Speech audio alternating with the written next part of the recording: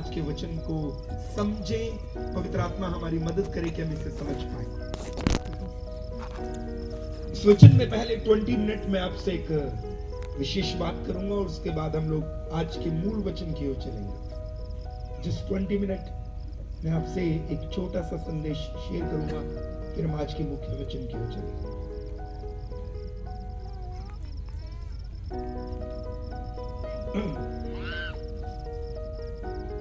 यहूदी लोग अपने परमेश्वर के विरुद्ध बलवा किया उन्होंने, और बाइबल कहती है कि परमेश्वर ने उन्हें बेबीलोन की 70 साल की गुलामी में भेजा।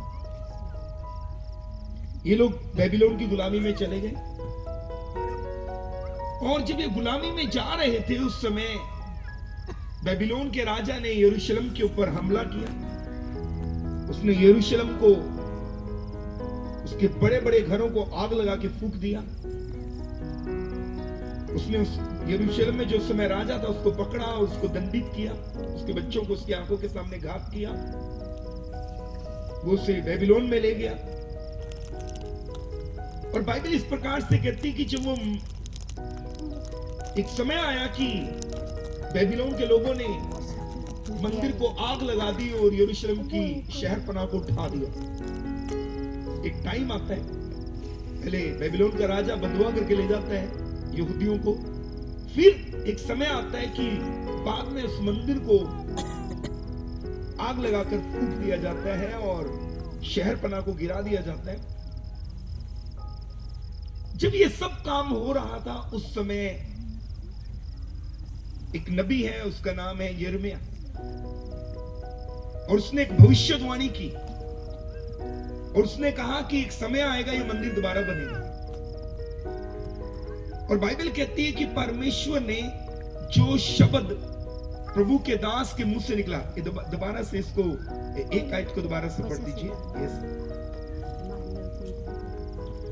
फारस के राजा खुसरू के पहले वर्ष में यहोवा ने फारस के राजा खुसरू का मन उभारा कि यहोवा का जो वचन यिर्मयाह के मुंह से निकला था वह पूरा हो जाए। बस ये, धन्यवाद। एक समय आता है जब ये लोग यहूदी लोग बेबीलोन में जाते हैं, तब एक समय आता है जब परमेश्वर ने यिर्मयाह के उन शब्दों को पूरा करने के लिए फारस के राजा खुसरू के मन को उभारा, क्योंकि यिर्मयाह ने नबूवत किया था ये भवन दोबारा बनेगा। और उसने कहा कि अब जो कोई अपने परमेश्वर के भवन को बनाने के लिए जाना चाहे वो चला जाए और जाकर यरूशलेम में अपना भवन बना ले, प्रभु का भवन बना ले। और उसने लोगों को रिलीज किया। यहूदी लोग वापस लौट कर आते हैं। अब नेहमिया की किताब वही है और आप एजरा की किताब पढ़ेंगे वही है। एजरा उस समय में शास्त्री था, उसने लोगों को वापस आकर यरूशलेम में 70 साल की बंधुआई में से वापस आए लोगों में एजरा है, उसने वापस आकर लोगों को प्रभु का वचन सिखाया, क्योंकि वो एक निपुण शास्त्री था। नेहमिया ने आकर दीवार बनाई, यरूशलेम की शहरपनाह को बनाया। जरुब्बाबेल एक व्यक्ति है, उसने उस मंदिर को बनाना आरंभ किया, वो मंदिर के बनाने वालों में हेड था। ये वापस लौटे, बहुत से लोग बेबीलोन की गुलामी से वापस आए और उन्होंने बड़े बड़े पत्थर लेकर नींवें खोदी और यरूशलेम के मंदिर को दोबारा बनाना शुरू किया। जब ये मंदिर बन रहा था और बनते बनते मंदिर, इसकी दीवारें खड़ी हो गई, तब आसपास के कुछ लोगों ने इशिरिया करके राजा को एक चिट्ठी लिख दिया। राजा को उन्होंने कहा यह मंदिर नहीं बनना चाहिए, क्योंकि अगर यह मंदिर बना, आप इतिहास चेक करो, यरूशलेम में सामर्थी राजा हुए हैं, बड़े बड़े राजा हुए हैं। अगर ये मंदिर बना, ये नगर स्टैब्लिश होगा, फिर कोई राजा आएगा और कल को आपको टैक्स आना बंद होगा, इसलिए इस मंदिर का काम रोका जाए। राजा ने अपनी बुक्स निकलवाई, उसने चेक किया, सच में उसको मालूम पड़ा कि यरूशलेम में बड़े बड़े सामर्थी राजा हुए, उसने मंदिर का काम रुकवा दिया। जब ये मंदिर का काम रुका रहा 10 इयर्स तक, 10 साल तक ये काम रुका, लगभग 10 साल तक ये मंदिर का काम बंद पड़ा रहा। राजा ने इसको बंद करवा दिया। उस समय एक नबी है हमारी बाइबल में, उसका नाम है जकरिया नबी। आप में से कितने लोग कभी ये गीत गाते हैं, ना बल से ना शक्ति से प्रभु के आत्मा के द्वारा? कभी गाया आपने गीत? कभी सुना आपने गीत? एक्चुअली इस गीत की हिस्ट्री क्या है मालूम है आपको? इसका इतिहास क्या है, हम क्यों ये गीत गाते हैं? जब जकरिया नबी ने देखा कि मंदिर का काम रुका हुआ है, तब उसने उन लोगों से पूछा, यहूदियों से, एक काम क्यों नहीं करते, मंदिर क्यों नहीं बनाते? बोले वो राजा ने मना किया। तब उसने उनसे क्वेश्चन किया कि मुझे बताओ कि तुम्हारा चोटी का पत्थर कहाँ है? यहूदी लोग जब अपना घर बनाते थे, जब भी कोई भवन बनाते थे यहूदी लोग, वो दो पत्थर तराशते थे। एक पत्थर को तराश कर जमीन में रखते थे, उसे कॉर्नर स्टोन कहते थे, नीम का पत्थर, और एक पत्थर तराश कर अपने पास रखते थे।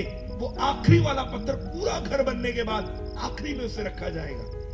फर्स्ट और लास्ट पत्थर वो घर को बनाने से पहले बना लेते थे। ये यहूदियों का एक सिद्धांत था। जब वो घर शुरू करते थे, वो पहला और आखिरी पत्थर घर को शुरू करने से पहले तैयार कर लेते थे। एक नींव में रखेंगे और एक आखिरी में रखेंगे।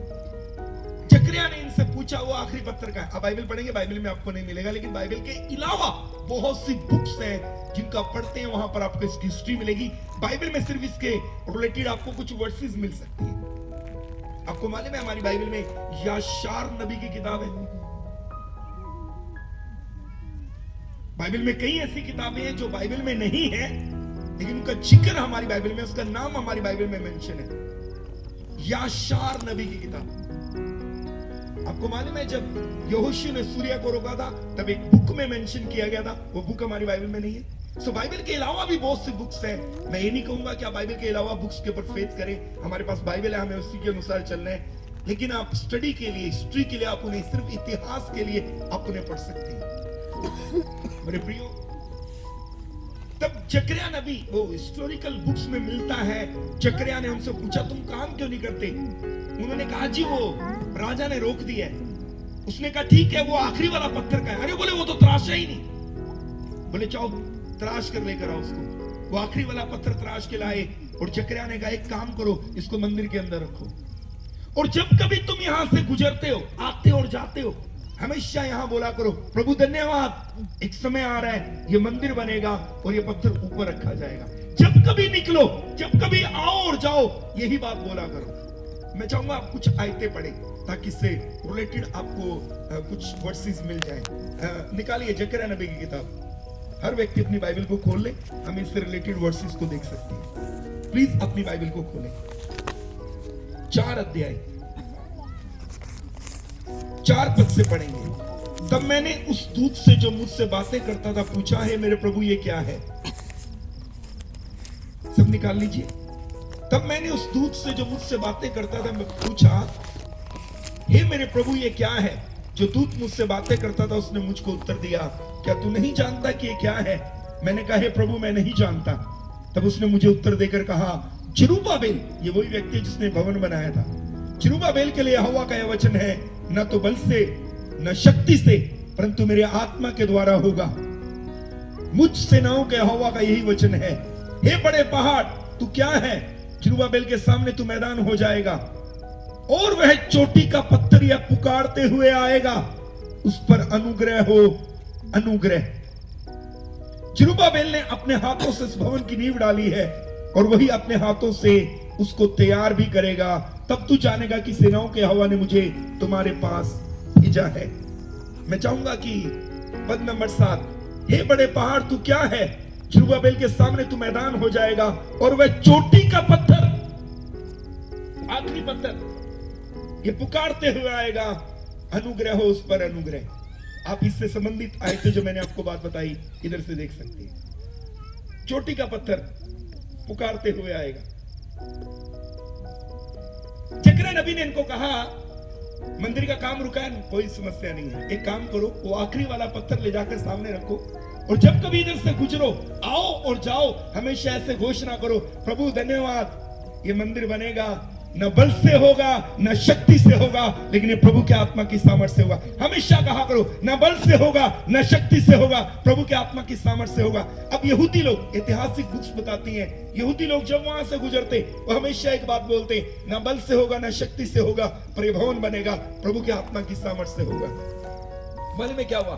10 साल के बाद एक नया राजा आ गया। उसने कहा अब जो कोई यरूशलेम के मंदिर का काम रोकेगा उसके घर को बेचो, उसके घर की कड़ियां उतारो।